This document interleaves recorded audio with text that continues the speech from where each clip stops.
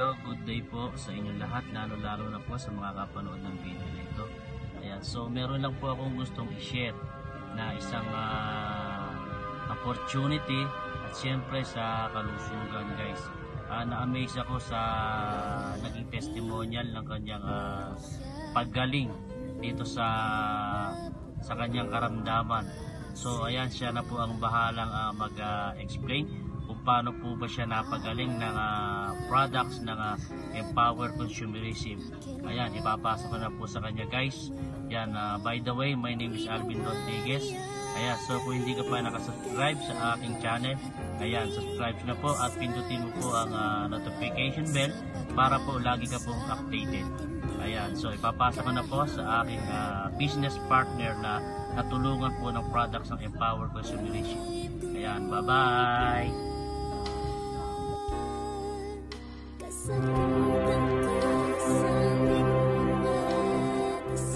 Si Girlie Antipala, isang complete user since 2008. Ako po ay may karamdaman, cyst sa aking ovary po. Nalaman ko na kakaroon ako ng sakit sa aking ovary. 2 beses akong check-up, nagpa-ultrasound, at yun, nakitaan ako ng isang malaking bukol dito po sa aking ovary. Ang nararamdaman ko po noon, sobrang sakit, kirot, hindi ako makapagsuot ng pantalon, hindi ako makaupo ng ganito maayos, kasi nasasaktan ako.